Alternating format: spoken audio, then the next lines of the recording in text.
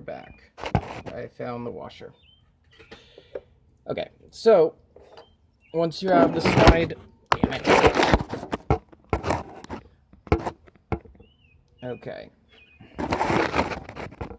Once you have the slide back in here with the lever, you're going to go ahead and put the washer back very carefully, and then you want to go ahead and try and get this guy in there. So the trick I do is first I put it in, you kind of wiggle this part around until it gets in there. You just kind of have to finagle it and it'll finally get in there.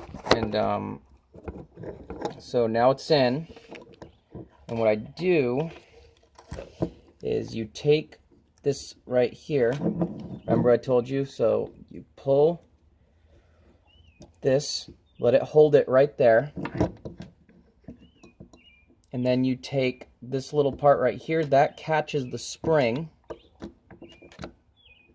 and once you catch the spring, you bring it out, hold the spring with your finger, and then put it back so it's on the idle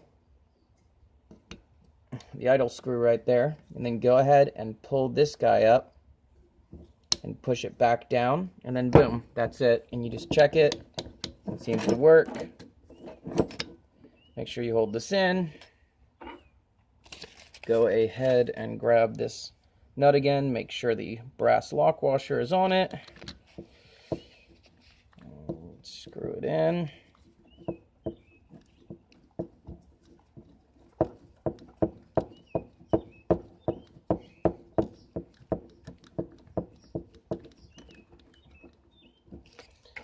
Then go ahead and tighten it up with our 8mm ratchet. And once again, it's just like the hex. You want it a little bit snug, but you don't want to over tighten it, because you're going to be doing this a lot when you test it and tune it. Cool. Then you take this, you put this back on. Really easy. Yeah, lever cap. And another note is to always use the exact right screwdrivers. If you don't have a nice kit, just go to Harbor Freight and buy a kit with a gazillion different sizes, because these will be stuck in here from being so old, and when you use a Phillips head that's too small, you're just going to strip it out and then you're screwed. And some of these bolts you can grab with a wrench, or pliers I mean, to pull them out, but some of them you can't, so then you're screwed. So make sure, once again, snug, not too tight. Doesn't need to be cranked on. So then, check it. Cool, it's working. Now, to the main jets. So, take out the 4 bolts from the bowl, which are not hard at all once you've put in new bolts and you've cleaned it up and everything. You've noticed I've taken the T-handle off of it from the top with the hose, and that just kind of is if the float isn't adjusted correctly, which I'll show you in a minute. It will overflow out of the top of the carb.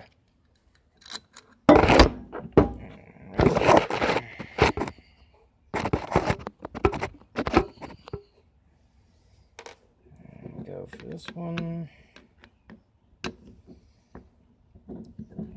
Hold it firm, push into it, and then turn so that you do not strip. And remember, the exact right screwdriver. Do not use a shitty screwdriver. It'll fuck it up.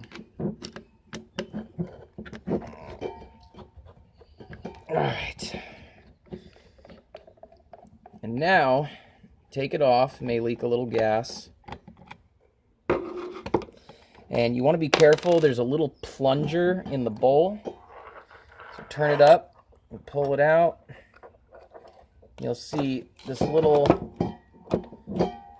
plunger that just fell out. I'll grab it. So this plunger has 2 sides, a big side and a small side. Small side goes down because there's a spring right there.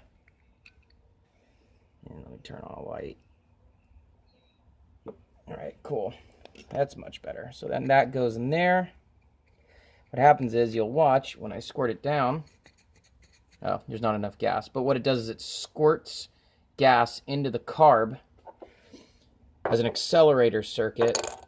And that's this little guy right here. It connects to that. So when you push this lever pushes down from the accelerator lever we were playing with earlier, and then that pushes down into the pump and then squirts a little bit of gas for right when you take off. So right here, this right here is our main jet, and you want to get a flat blade screwdriver that is the exact right size. And so you do get it in here, and this is our main jet. Take it out, and they have little markings on them to tell you what size they are. Right there. And there's something, it says right there, 137.5, which I like this jet a lot. It seems to be working well. Then you take off this little slide right here and just work it free gently.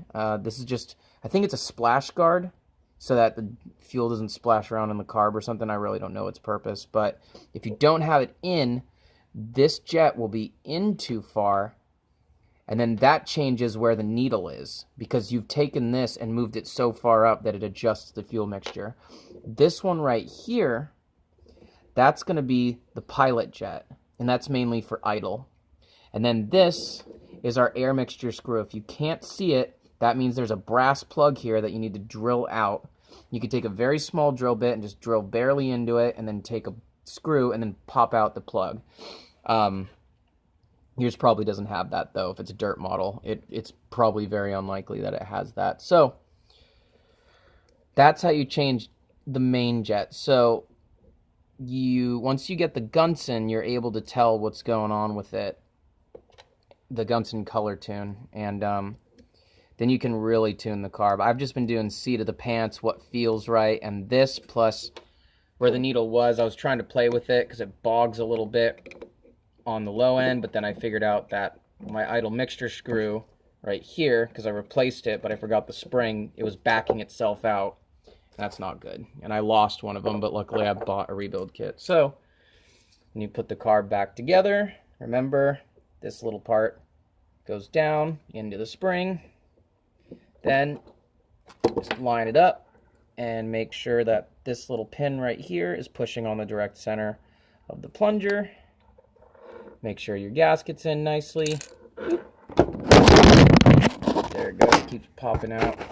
But go ahead and put it in. Line it up. And make sure it's good. It seals up, and then put all the bolts into the bottom of it. Make sure to put the idle adjustment knob hanger in the right place.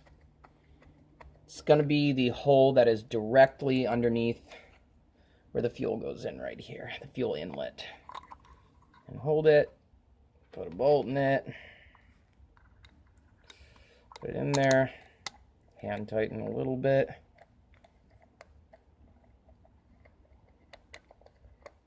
And one thing I did to this carburetor to make it better is I bought a rebuild kit, which is a good idea if your carburetor is very old and it's been sitting around. Chances are, since these bikes stopped production in 2000, it is probably pretty gummed up, and it'd be a good idea to rebuild it. So what you can do is you can take every single part out of it and use Ziploc bags and label, this is the main jet, this is the pilot jet,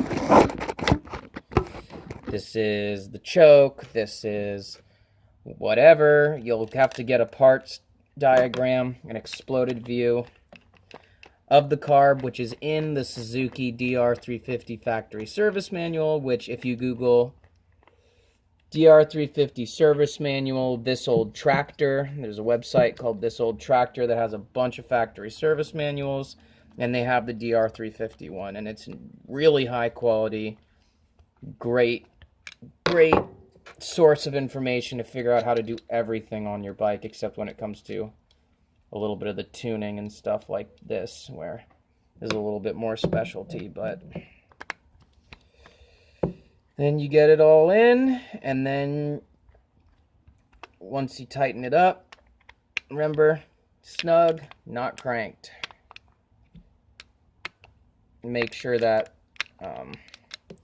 this right here, you want it turned like that so it holds it in the right position. Then go ahead and tighten it down. And then at the top, there's these two holes right here. That's where your hose connected. T-handle, go ahead and take the T-handle, connect it so it is facing this way, where the T comes out, where the air intake is. Then push it down on this side, which looks like this. Push it in. And you have just changed the jetting on your carb. Then go ahead, put it in the bike, and then see how it runs. I had it where it was running really, really rich, where I had it screwed up because the idle mixture came out. And this is what a totally fouled out plug looks like. It's all black, and there's just way too much unburned fuel on it. And so you can take it, and you can just take it down the street and see how it looks and all that, but it's much better to buy the Gunson. This is just not a very accurate way of doing it. You can, but it just takes a really long time, and you'd be much better off just buying a Gunson and spending the $40 so you don't have the headache. And then you can use it on all other bikes, and you can tune it. So that's how you do it.